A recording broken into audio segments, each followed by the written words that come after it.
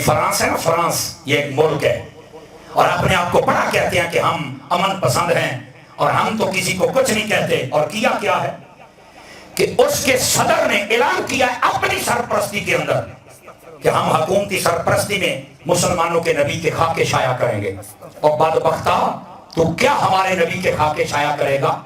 رب نے جس کا سایہ نہیں بنایا اس کا ثانی نہیں بن سکتا، اور بے غیرت تو خاکے بنائے گا.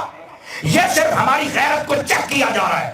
مسلمانوں تم جاگو، یہ کافر ڈھونڈنا چاہتے ہیں کہ ہم امن پسند ہیں، ہم کچھ نہیں کہتے. دیکھو اس سے بڑی دنیا میں دہشت گردی نہیں ہو سکتی کہ کوئی ہمارے نبی کی گستاخی کرے.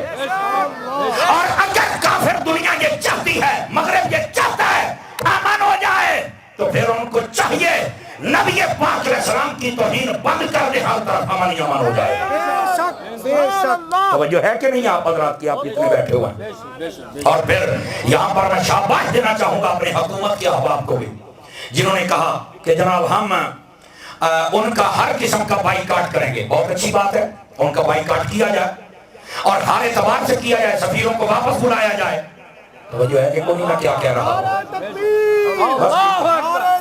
یہ بہت اچھی بات ہے کہ ان کا بائیکاٹ کیا جائے، اور ہماری پارلیمنٹ، ہمارا سینٹ، ہمارے وزراء، ہمارے وزیر اعظم سب نے اعلان کیا. یہ بہت اچھی بات ہے.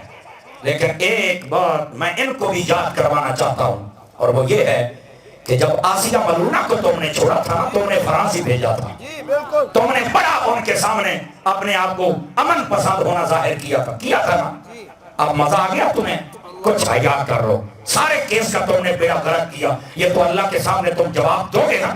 توبہ کرو توبہ، ورنہ خدا کی قسم ہے اللہ کی بارگاہ میں معافی نہیں ملے گی.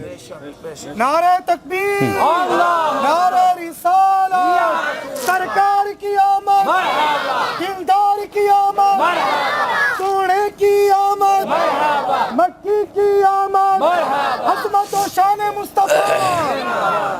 کو سمجھ آئیے کوئی نہیں آئی آپ حضرات؟ تو یہ ہمارے حکمرانوں کو غیرت کرنی چاہیے، اور کچھ نہیں کر سکتے غیرت تو کر لینا. اور پوری دنیا کے جتنے ملک ہیں وہ ان سے اپنا قطع تعلق کریں. ہونا بھی یہ چاہیے. ہمارا جس کے ساتھ تعلق ہے نا وہ فقط مصطفیٰ کی وجہ سے ہے، یاد رکھ لیں. اور اگر یہ تعلق ہم برقرار نہیں رکھ سکتے تو ہمارے مسلمان ہونے پر بھی پھر افسوس ہے. دوستان گرامی، اس واسطے ہم سب کو چاہیے کہ اب ہم اپنی غیرت کا ثبوت دیں، اور یہ اسی انداز میں ہے کہ ہم اپنے آقا کی سنتوں پر عمل کریں. سمجھے؟ کفر توہین کر رہا ہے، ہم مصطفیٰ کی عظمت کے جھنڈے بلند کر دیتے ہیں. سمجھ آ رہی ہے؟ تو یہ فرانس جیسے ملک کے لیے بھی ہمارا پیغام ہے، دنیا کو بد امنی کی طرف مت دھکیلو. ہمیں پتہ ہے تم کتنے گندے ہو، ہمیں پتہ ہے، لیکن ہمیں یہ بھی پتہ ہے کہ ہمارے آقا کتنے اچھے ہیں. ہم نہیں چاہتے کہ ہم اپنا وقت ضائع کریں تمہاری باتیں کر کر کے. ہم اپنے وقت کو بچانا چاہتے ہیں، سنبھالنا چاہتے ہیں، بلکہ سنبھالنا چاہتے ہیں اپنے حبیب کی باتیں کر کر کے. سمجھ آ رہی ہے؟ اس واسطے مسلمانوں اگر ہم جاگیں گے نہیں تو ہمیں بالکل یہ چیزیں نہیں سمجھ آ سکتی. یہ اس لیے سمجھ آ سکتی ہیں کہ مسلمان اب جاگ چکے ہیں. سمجھ آ رہی ہے میری بات کی؟